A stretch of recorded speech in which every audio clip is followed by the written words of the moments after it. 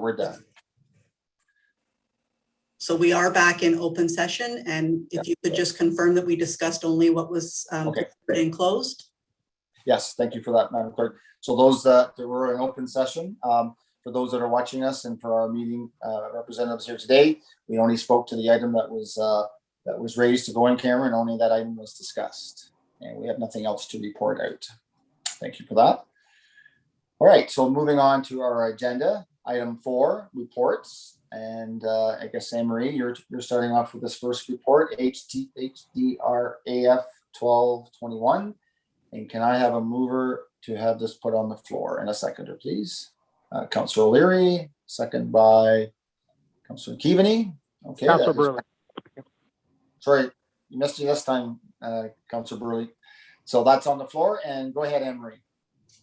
Thank you, Mr. Chair.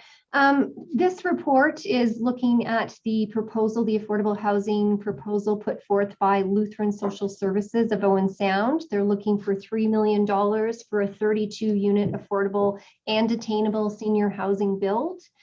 The property that they're looking at is downtown Owen Sound, so the location is actually a great location for affordable housing. It is property that is currently owned by the Lutheran Church, Lutheran Ministries, and they are donating the land to Lutheran Outreach Services for the build. It would obviously go a long way towards helping us with our affordable housing needs in Grey County. So they would be looking at, there are 2 smaller houses currently on this plot of land that would be demolished, and then a 5-story apartment building would be built.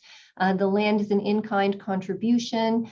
They're looking at 20 units of affordable housing and 12 units of market. The affordable rents would be around $650 for a 1-bedroom and $740 for a 2-bedroom, and the attainable market units have not been quite determined yet. The units would be energy efficient with the use of energy saver appliances, high levels of insulation, and also they're giving consideration to a ground source heat pump. And universal design will be followed for accessibilities, and they're looking at 12 fully accessible units, which is something that we do need in Grey County. They've provided us a cost and a timeline. They are working with Grant Demert in his office right now for that. They're looking that the project would begin in the spring of 2022 with the completion of fall of 2023. The affordable housing units would go towards people on our wait list. And the reason that they're coming forward right now is that in order to qualify for any provincial funding that may be available in April of 2022,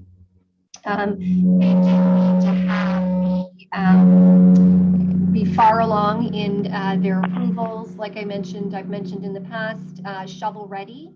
So if a person is looking at funds, and they have to be ready to start the build, so shovel in the ground 120 days after signing an agreement with the province. So certainly giving them this leeway. Just a second, Anne Marie. I think we're getting background. Yeah, sorry, can we make sure? Somebody's moving. Oh, is that at the county office? Oh, okay. Okay, we're on the other side of the building now. So, so they're looking at 120 days in order to start after they sign an agreement with the province. So, really, they do have to be far along in the planning stages. By the county approving the funds now, that will allow them to meet those deadlines for the spring. I did provide us an update on our funds. We did earmark through our Affordable Housing Action Plan some funds for Lutheran Social Services. We're looking at $150,000 for each affordable unit, which works out to about $3 million. By the end of 2022, we will have $2.8 million approximately in our Affordable Housing Fund, assuming that we do receive $500,000 from the province and that we do divest property in the amount of $600,000. And then we would look to fund the remaining in 2023. We would be entering into an agreement with them. It would be a 20-year affordable housing agreement similar to the ones that we've used in the past. And we would also, there would be provincial dollars would have their own separate agreement. The funding would be given in different stages.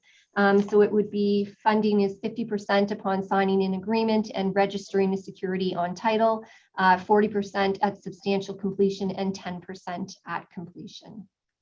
I'm happy to answer any questions. Thanks, Anne Marie. And are there questions to the report?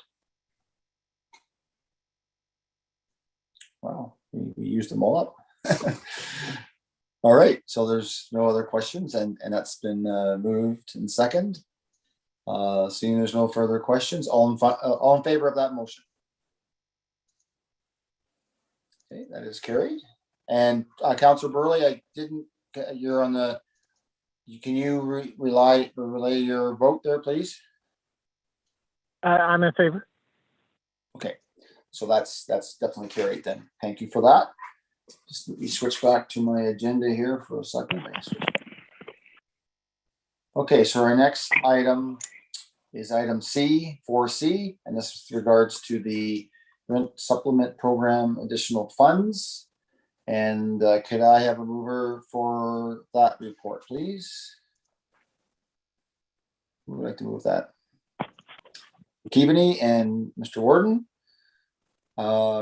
So Anne-Marie, are you speaking to this as well? Go ahead. I am. Thank you, Mr. Chair. This report is just to bring forward that we do have $100,000 available for this year from our provincial funds through our OFI, our Ontario Priorities Housing Initiative. These funds are going to be used towards rent supplements.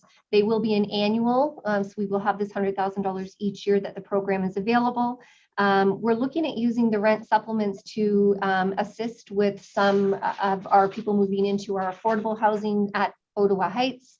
Hopefully the rent supplements would be smaller, but they're still needed in order to meet that 30% of income. Also looking towards some rent supplements for people that are on our wait list but are housed appropriately, and maybe just the monthly payments are just too much for them, especially with increase in rents and increase in utilities. And then also looking at supporting our transitional units with our community partners and providing some rent supplements where needed there. So we're hoping that we'll get about 40 residents with stable housing in our community by the end of this year, hoping that that will be another 40 that we'll be able to take off of our wait list. Okay, thank you for that. Are there any comments or questions to that motion? Long wait list, Anne-Marie?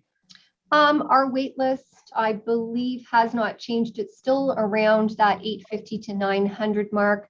But when we look at how many residents in Grey County, it's still around 600. Sorry, we do still see that 20 to 25% of people on our wait list that are not from Grey County, and often sometimes, you know, aren't really wanting to move here. They've just been put on a list because there's such a dire shortage everywhere. So often when we reach out to somebody from York or Windsor, they're not always taking a house with us. So we do keep that in mind when we're looking at our true wait list numbers. So easily we could use at least 600 to 700 more units of housing. Most definitely, especially when we get more hires and stuff. Okay, thank you for that information. Are there any other discussion on that motion? All right, seeing none. All in favor of that? Okay, and Mr. Burley? In favor. Okay. All right, that is carried. Thank you for that.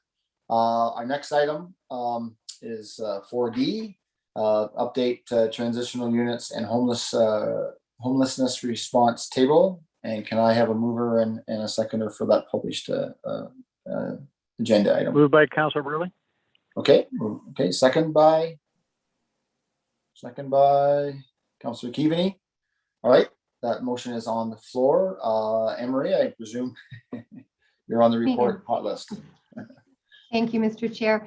So this report, back when we were looking at our affordable housing action plan, this program was just in its infancy, and I had said that I would be able to come back with some more information on it and some statistics. So this is just an update for the task force. Back in 2019, Grey and Bruce counties, our Canadian Mental Health Association, and Grey Bruce Health Services hired a consultant through organizational effectiveness to look at some of those solutions for moving people that were experiencing homelessness to housed. There was a number of consultation sessions happened, best practices in other areas were studied, and we had a look at some of what our local resources were and how we could reimagine them into a different system. So at the end of it, we came up with some desired outcomes, and that was to develop a common by name list of people experiencing homelessness, and to put together a cross-sectional team to find creative housing solutions.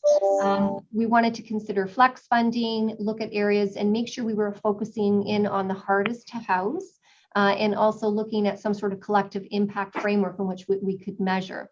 So in 2020, staff from all of the various agencies that work with homelessness came together and did look at developing a homelessness response table and a steering committee. And the committee looks at reaching out and finding out who in our community is considered chronic homeless. What could a multi-agency response look like? How do we prioritize people? How do we match them with vacancies? And what does that service coordination look like? So of that, a by names list was created. We did hire, a person was hired in November of 2020, and a coordinator was hired in November 2020, and in February 2021 started taking referrals from community agencies. So it is a common entry process. So any of the agencies could identify someone who is experiencing homelessness, and then they are referred. They can do the initial referral and initial assessment, and then they're referred on to the by names list. So the coordinators, right now, there are 2 staff associated with the by names list. There is a housing navigator that works directly with people to determine what their needs are. And then we also have an outreach worker through Canadian Mental Health Association that provides supports to people that are on the list, and also helps provide, bring together some of the supports when we do house them. So we look at homelessness versus chronic homelessness. I have provided a definition that does break down into 3 categories of someone who might be experiencing homelessness. They might be unsheltered, they might be emergency sheltered, so maybe in a motel, and they might be provisionally accommodated. So in other words, they might be living on someone's couch, they might be in a short-term motel stay, that kind of thing. So chronic homelessness is someone who has been homeless for more than 6 months. And those are the people, and also often has debilitating conditions. Those are the people that we're wanting to reach out to right now, prioritize, and see if we can look at housing them with supports. So how it works is somebody is on the list. When we do have a dedicated housing resource that comes available, the group meets, they look at the candidates on our list and make sure that it's the right match. So for instance, a 1-bedroom, a 2-bedroom, where it's located, what kind of supports they may have, and see how we can do when it comes to housing people. So this service is available through all of Grey County now. We did do a pilot project in Owen Sound, but this is right through Grey and Bruce counties. There were 87 people have been identified in Grey and Bruce, 77 of those located in Grey County. We have a total of 11 have been housed so far, 9 of them which were considered chronically homeless. And of the 49 individuals considered chronically homeless, 21 are female, 28 are male, and 16 are Indigenous. And of that too, almost 50% of them do not identify as a Grey County resident, which is kind of an interesting fact. Just goes to show that there is a very transient nature for a lot of people that experience homelessness. So in order to remain housed, supports are very important. Multi-agency supports, some of the supports that we provide are around food security, income security, emergency housing, referrals to mental health services, and definitely referrals to primary care. And we noted too from our recent COVID-related incidences in Hanover, how extremely important being linked to primary care really is. So that's something that we're continuing to work on and bring that more into our circle of homelessness services. So we do have a number of transitional units that we're looking at. So Grey County, we have one unit that's fully furnished, so someone can go in and stay in there for a little while until we can move them on. And we're hoping to do that, have a total of 5, and looking at those around the county too. So in our various locations around the county. We have 11 new transitional units that are being renovated, with 3 of them being ready for August and the others in November and December. So in order to keep growing this program, right now, financially, we have $115,000, which we staff from our Community Homelessness Prevention Initiative. We have $80,000 for the outreach worker and $35,000 towards the housing navigator, because we share that with Bruce County. We have $80,000 in funding that will be required for another outreach worker, and our funding source is yet to be determined for that. Our renovation costs so far have been $715,000 for the 11 units, and that has come from our Social Services Relief Fund. And we will be looking at further transitional units, whether that's leasing some blocks in motels, or whether it is transitioning some of our own units. So there'll certainly be more information coming in September as we keep going along and looking at what some opportunities are out there. One of the things too mentioning is transitional unit, yes, it can be up to a year or more of housing, but most people are on our wait list. So hopefully there'll be some of that, an actual physical room is ready for them at some point. Also looking at prioritizing people that are voluntarily in the program and doing very well to move into some of our affordable units too. So there will be movement throughout the program. So I just wanted to give that update. Okay, thank you for that, Anne-Marie. I know there was a little story last week on CBC interviewing certain people, and it's amazing that people you would think wouldn't be homeless that are homeless, like young people that are homeless. And this one lady was speaking about how she had no ability to get internet. There's just, it just really makes you think, it's just not those that have other issues, but it's wide range. So It is. okay, that report has been moved in second. Are there any questions to that informational report? Okay, hear none. All in favor of that motion? Councillor Burley? In favor. That has been carried. Thank you for that. Moving on to item E, Odada Heights. I always say that wrong. Build update. I saw the great picture there. I was there for the announcement as warden, and I need a mover and a seconder to receive this for information to get it on the floor. Would somebody like to do that? Councillor Soever. And do I have a seconder? The warden. Thank you. So that's on the floor. Go ahead. I guess Anne-Marie, there's a great picture there. I saw the picture. Yes, thank you, Mr. Chair. Just a quick update that our 60-unit affordable apartment complex that's being underway right now is on time. I think they're behind about 3 weeks, which, considering with COVID and all the other delays we've heard of with projects, is great. It was scheduled for December 31st, but it will be definitely January now, with looking at people moving in by February.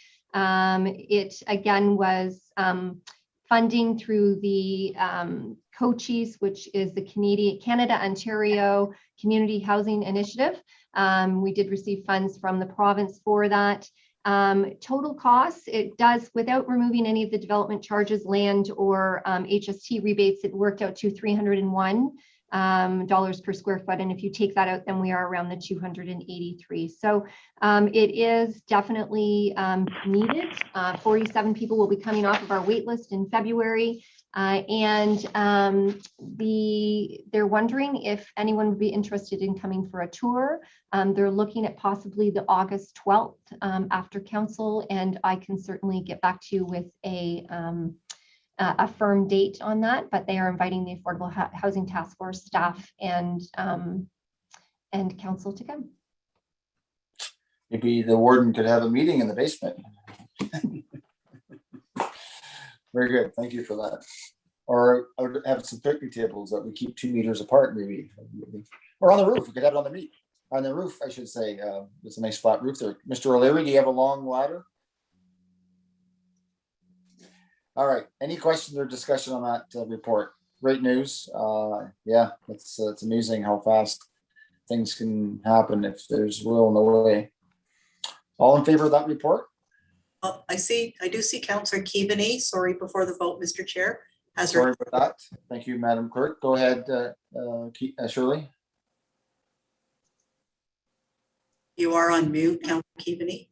And I apologize. I was just going to say that if there is going to be a tour, I'd certainly like to attend. Yeah, so I think that's going to be put out to everybody who can make that.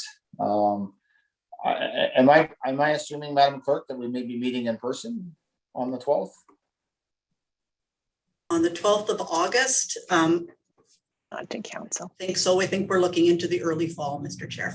Yeah, so basically if there was a meeting afterwards, we would just drive up on our own accord then, or however. We're good.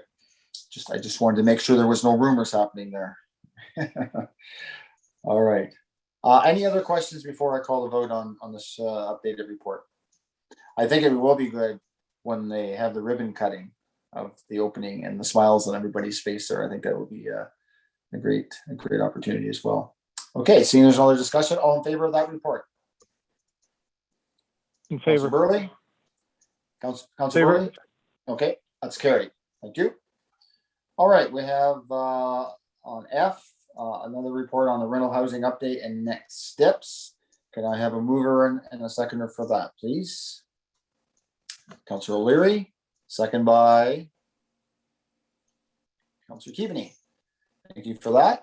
Motion's on the floor. Randy.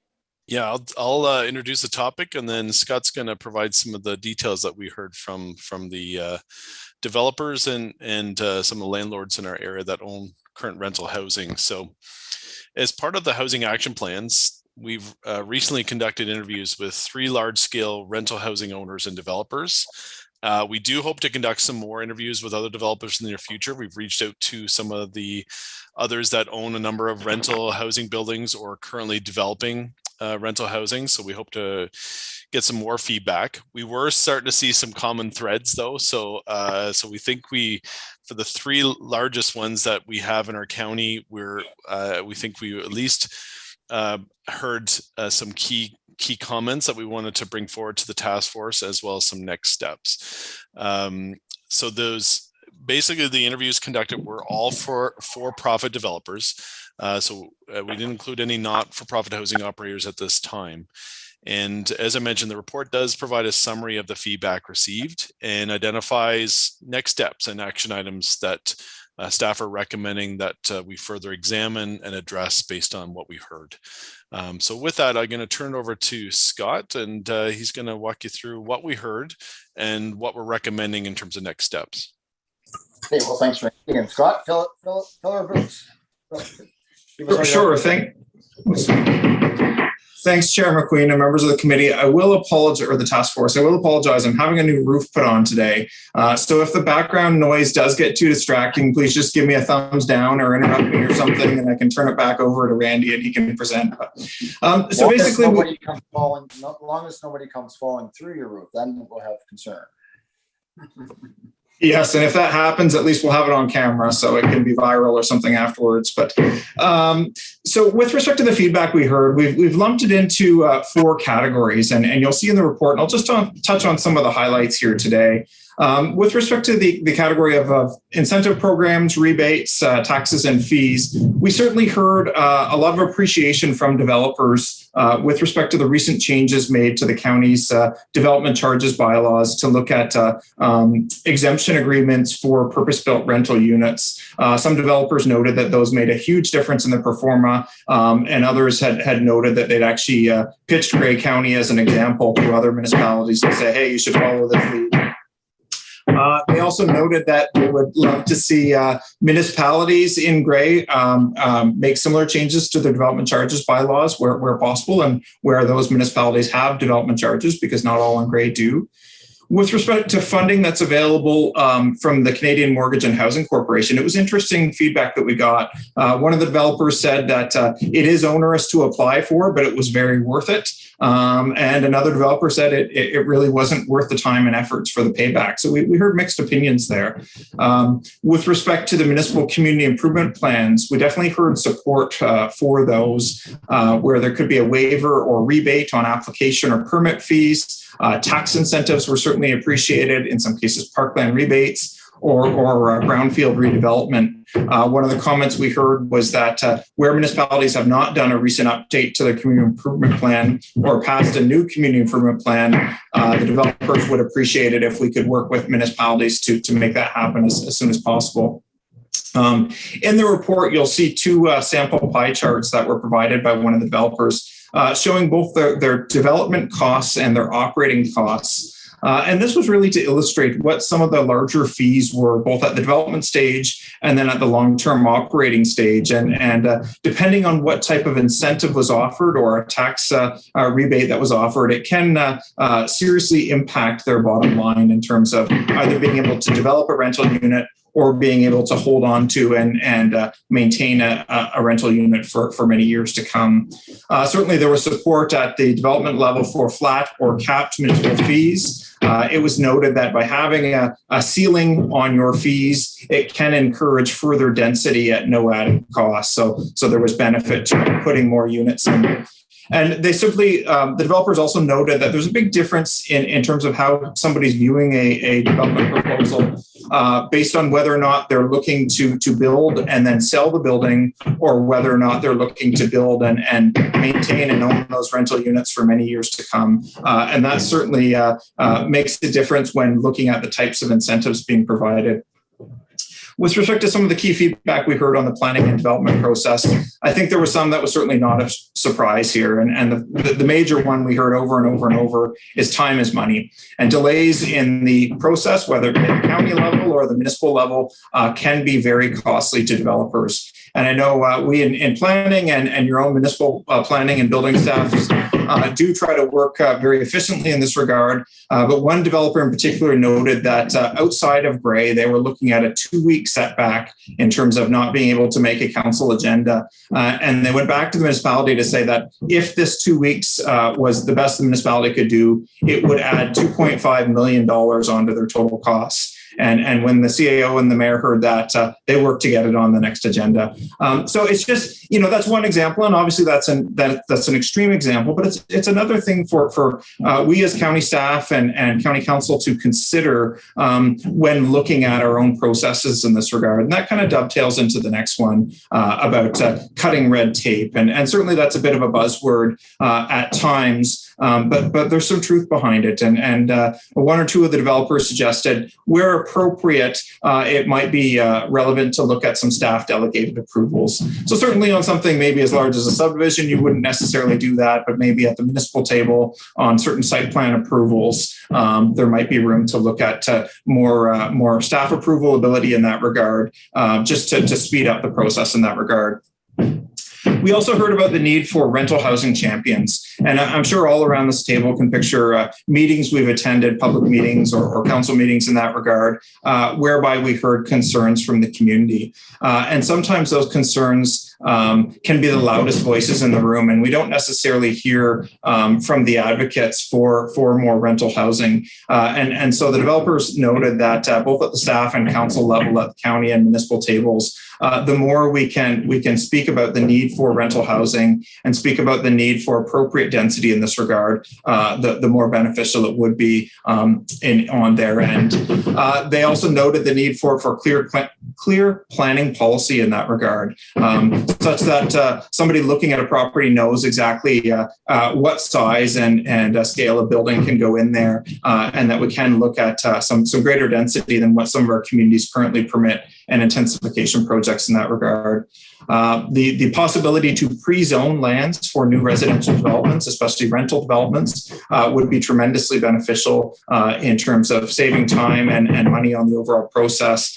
Certainly municipalities could still look at site plan approval there, but having those lands that are available would benefit in that regard.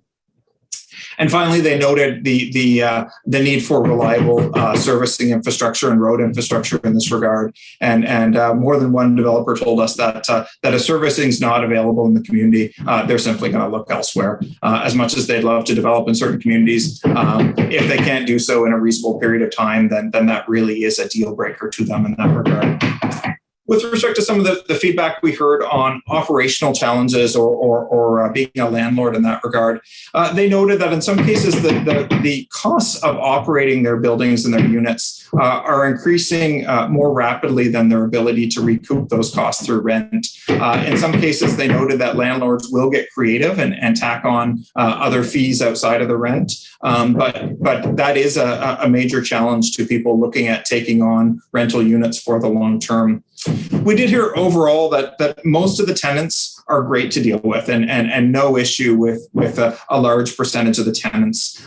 There are some that do become challenging and some that need further supports. And certainly we're thankful to folks in our county housing and social services departments that help provide some of those supports. But again, most of the tenants are very good to deal with. COVID has created challenges for both tenants and landlords in that regard. And certainly while we hope this is a short-term phenomenon, it's not something that can be overlooked with respect to the current reality of these property operators in that regard. With respect to that, as Randy noted at the introduction, most of the people we were talking to were larger operators in this regard. And in many cases, they had their own internal property management structures and on their larger buildings, property management staff on site. They noted that this makes a huge impact on their ability to maintain a site and have a pleasant living experience for all involved. And they did note that that's something that sometimes some of the smaller operators can't offer. And that can make a huge difference to the livelihoods of the tenants, but also some of the surrounding properties in that regard. Finally, we also heard that there was interest in building more sustainably and having green development in that regard. So if there were incentives to look at through that, and if there were recommendations coming out of, say, the county's climate change action plan in that regard, it's something that at least a few of the landlords would be very keen to consider moving forward with. And the final category we kind of lumped things into was overall market and demand. We heard from one developer in specific that Grey County right now has very little rental supply available. And certainly that's not a surprise to the people around the table here today. But their opinion was that even if we don't specifically target new affordable rental housing, but we simply target new rental housing, having additional supply on the market will mean better results and will ultimately lead to potentially some more attainable housing, if not more affordable housing in that regard. We heard from another developer that they have their own communities they're targeting for new rental housing, but the way they put it was they were always open to a pitch. And they shared an example from one community in Southern Ontario that wasn't even on their radar. But the mayor and CAO reached out to this developer and said, hey, we'd love to have you. And these are the programs we have in place that might benefit a company like yours. And the way they explained it to us was it was simply an offer that was too good to refuse. And they said, don't be afraid to reach out to private developers in this regard, pitching our own communities, whether it be Grey County or one of our member municipalities in that regard. And they're certainly happy to hear us out. And they have had situations like that one I described in Southern Ontario where it resulted in new rental housing being built.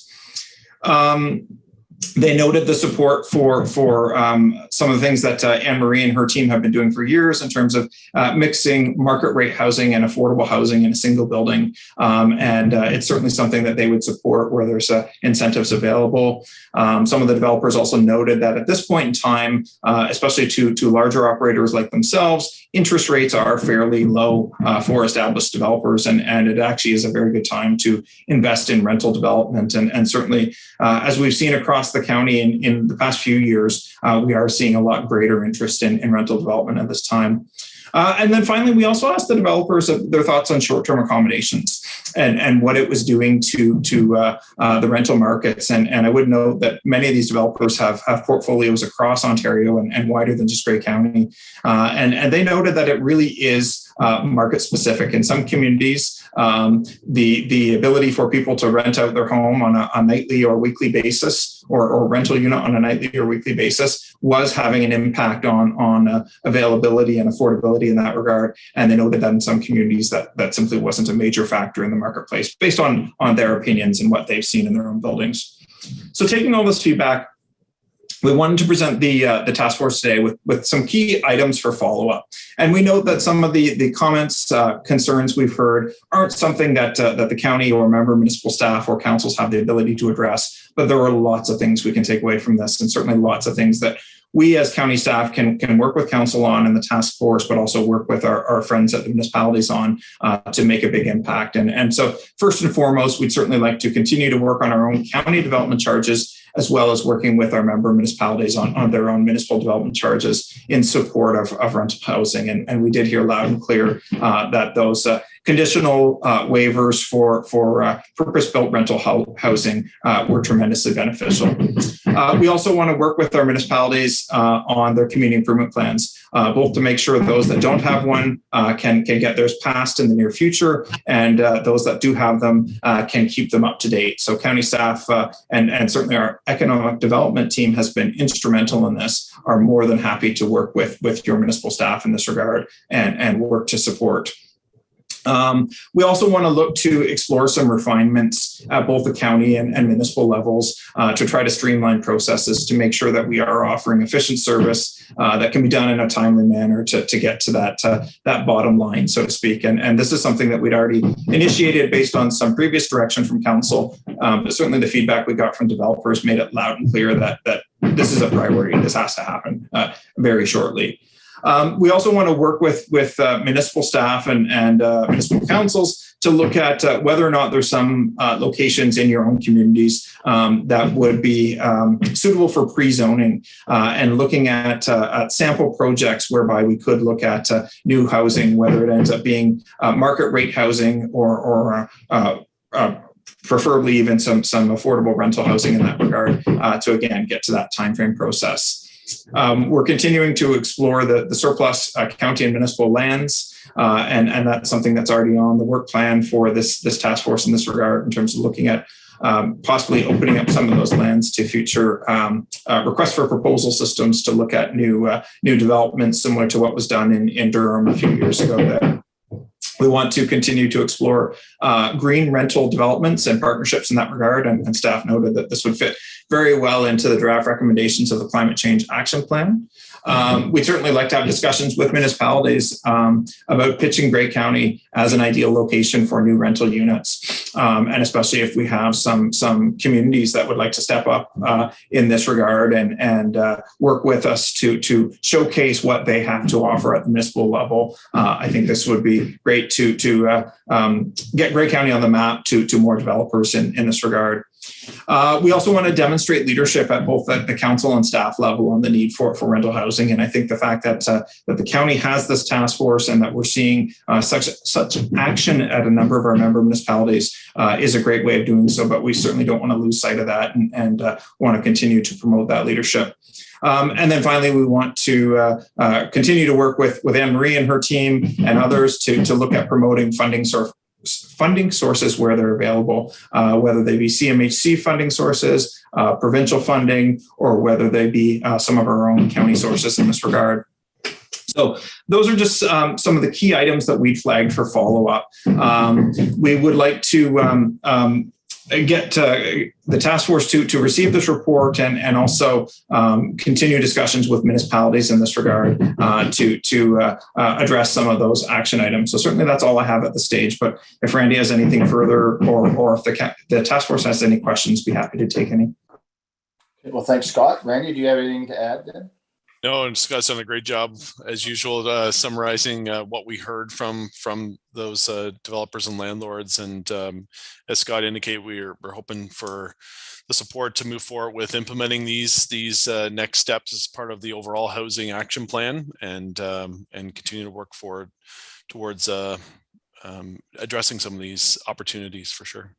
It was like you were on a loud typewriter going. Hopefully it don't work all night for you. All right, questions from committee members. So much information there, you're overwhelmed maybe. Mr. Warden, go ahead. Yeah, not a question, just thank you, because this is really, really good information for us to have. And it's what we asked you to get. So, no, thank you so much. I think this sheds a lot of light on some of it we thought we knew, and some of it is new learning for me. But nevertheless, it's an important thing to do, to look at the big players and how can we better work with them to address this issue. You know, like help us, help you, you help us, we'll help you, kind of thing. Yeah, very good. Thank you. Well, and I think moving forward and probably some new guidelines coming forward with climate change and everything like that, and green build and stuff like that, there's going to be a lot of dynamics in the next 10 to 20 years for sure. Just need money. Just need money. Thank you, Mr. Warden. Any other comments there then? That was moved and second. So that does capture, Randy, your points. I think moving forward, right? That you did want to point that out. Yeah, no, that's great. Okay. One last time for any questions, comments. Seeing none, all in favor? Mr. Burley? Favor. In favor. That's carried. Thank you for that. That's carried. Thanks. I know that hammering probably made you feel like you want to get up on the roof and start working again, right, Mr. Burley? No comment. Sure. Okay, we have 3 verbal reports. Who is taking those reports? First 2 are Anne-Marie, and then Scott and Becky are taking the third one. Okay, thank you. Go ahead, Anne-Marie. Thank you, Mr. Chair. First report is just a quick update on the sale of our Westmount units. At our last 2 council meetings ago, we talked to getting that process. So we did notify all of our tenants that if they were interested in buying the 1 unit that is available at Westmount, to get on a list or a list for future units, and provided information on the home ownership program. We have that until the end of July, and if we do not receive any interested applicants, then we will be putting it onto the open market. At this point, we have not received anything. And then we are working with our 1 family that is interested in purchasing their home. And so we're just going through the process with them. So that's sort of where we're at. I'm hoping that, you know, both sales should hopefully be done by September, hopefully, or in sometime in September. As for the next verbal update is Rose Lane. As part of our action plan, our affordable housing action plan, we were looking at land that we have in Dundalk. So our Rose Lane building in Dundalk has excess land around it, quite a bit, that could sustain a build. So we're working with Salter Pilon right now in getting just some basic beginning information as to what that could look like, how many units. With the site itself, we'd probably be able to build and then, you know, knock down the other unit afterwards because there is quite a bit of land there. So just getting some options on what that might be, and we'll be bringing that back to our September meeting and then discussing some options on funding the build too. So hopefully that will be available in September. If not, then the meeting right after that. But just wanting you to know that we're keeping all of our options open and keep looking for those opportunities that are, we own the land, so if we can make use of it, there's a big chunk of the funding that we don't need to provide up front. So we'll have more on that soon. Great, that's super. And you have, okay, so before I go on to the next report, any questions from the committee on those 2 verbal reports? Okay, so then Scott and Becky, you have the 3rd report with regards to funding opportunity. Yeah, thank you, Chair McQueen. So county staff have been made aware of a funding opportunity from CMHC under the Housing Supply Challenge. And Becky's done a lot of work on this already, and we're looking to work further with Anne-Marie and her team and others in the planning department on this to look at possibly applying for this funding. And so basically, it's a 2-phase funding under the Housing Supply Challenge, and it's actually phase 2 that we'd be applying for, phase 2 and 3. And phase 2 is looking specifically at eliminating pre-construction barriers from the process as a prototype to get more affordable housing built. And we think potentially this ties in very nicely with the land banking direction that this task force has already given to look at working with our member municipalities and finding some eligible properties there in our communities, as well as engaging with developers, not-for-profits, and the community on affordable housing around these specific properties in that regard. And then we work to eliminate barriers in terms of ensuring the properties are suitably zoned and available to go on the market. So if the county were to apply for this funding, we would be eligible for up to $75,000 for this, what they call phase 2 of the Housing Supply Challenge. And then if you're accepted into phase 2, you have a 6-month window to complete your work in that regard. And then potentially you're eligible for phase 3, whereby selected groups can draw from a pool of up to $38 million to actually implement some of those projects that you have. So at this stage, the funding application is due in late August of 2021. And we've actually got a meeting just following this task force meeting with Anne-Marie and Randy and Becky and everyone to further discuss potential for an application in that regard and whether or not there's any partners we'd want to partner with on this application. So I'll certainly turn it over to Becky if I've missed anything in this regard. Okay, thank you for that. Becky. Yeah, thanks, Scott. I think that's a pretty good summary. I think, yeah, we still need to kind of put our brains together to think a little bit more concretely about if we were to receive the funding, what sort of tangible action items that funding would go towards.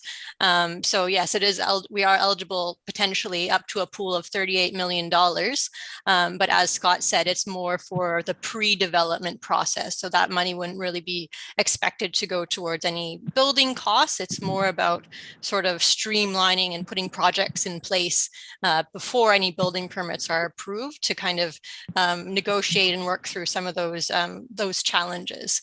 But I think as Scott identified through his conversations with developers, in my mind, I think that one opportunity for this funding, and again, this is something we'll discuss further, is potentially just as a marketing opportunity for the county to kind of leverage itself as, as a place where developers would be able to develop rental housing.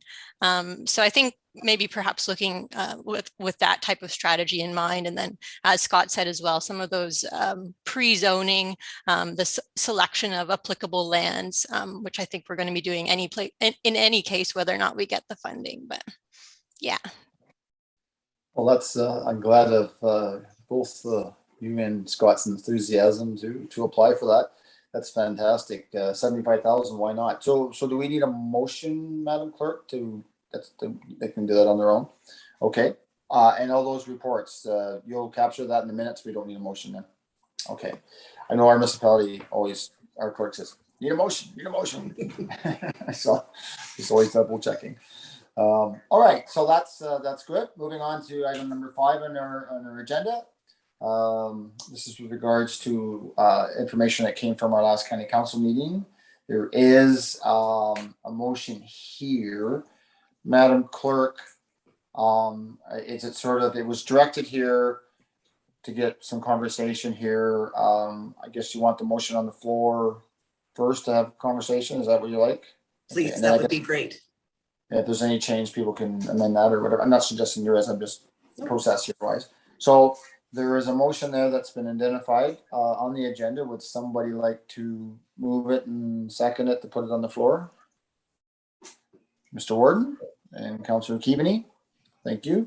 I think we got everybody still on our committee here.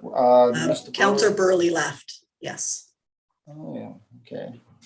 The hammering got to him, I guess. Okay. So this came from, as we're quite aware, from our county council. With any discussion, staff members? So you're right, Mr. Chair. This came from, this was put on the last, I guess, July 8th committee of the whole, and supported there that the request from the municipality of Meaford regarding the additional tax payments received from the 4th Canadian Division Training Center be placed into an affordable housing reserve dedicated to affordable housing for within the municipality of Meaford. It's very similar to what we've done with the town of Blue Mountains as well. And as I said, it was supported at the committee of the whole. And so we wanted to bring it forward as quickly as possible to the Affordable Housing Task Force. Very good. Yeah. Always good that is I'm sure Councillor Swever, I know he was quite praising that they found extra money there. So conversations, discussions, thoughts. Huh? Seeing none. All in favor of that motion? And that was carried. Can we make you'll make note that Councillor Burley has left, so you've done that. Next meeting date will be determined. I heard September. Something about I think September. we're looking at Yeah. September, sir, but we'll get a meeting notification out to all the members. All right. And just before I go to adjournment, something that our council in Grey Highlands, we had some preliminary training on processes on our agenda. And it was suggested at our council meeting or moving forward that we read out the motions, because if there's certain individuals that maybe can't see or whatever, it's read out, it's verbally read out just so people can hear the motion. I don't know if you want to speak to our clerk about that, but it may be some things coming down the pipe as far as issues around, not, I'm thinking fairness, but in the sense of I forget the word, Madam Clerk. Accessibility. But yes, that's it. And Yes. so I'll just leave it at that. I know it's not a practice that we have really done too much, but at our own council, I make sure the motion is read once, so the public can hear it, right, or whatever. So anyway, that was just Mr. something. Chair? Yeah. Yeah, I think that's a great idea. We do that here in the town of the Blue Mountains. And the other thing it does is if you get a really long motion with a lot of whereases, if it's a notice of motion, you get the person to read that, and then it tends to make them shorter in the future. Well, that's yep, that might get long in the tooth when somebody's reading a long motion, that's for sure. Okay. Just for information, Madam Clerk, just a couple of things that, you know, we've been being told on that sense, right? And I guess there are changes even to our websites and stuff that has to continue to change as well, as far as all that stuff, right? Yes, our websites are fully accessibility compliant, and Yeah. so we'll be meeting with the clerks regularly, so we'll have that conversation. Thank you. Great. I'm not sure if Councillor O'Leary is having a conversation with himself there, but he seems to be quite in touch with his conversation there. So can I have a motion? Thank you for that, Madam Clerk. Can I have a motion then to adjourn? Moved by Councillor Stoever, second by, I think, the word. He's got a smile on his face as long as you get through it there. So that's good. All right. All in favor of that? That is carried. Madam Clerk, I'm going to say that is at 2:39 or 2:40, whatever you prefer. Thank you very much. That was great. Thanks, everyone. Enjoy your summer. And Thank have a you. great rest of the week. We'll see you Thursday. Bye for now. Bye. Have a good one.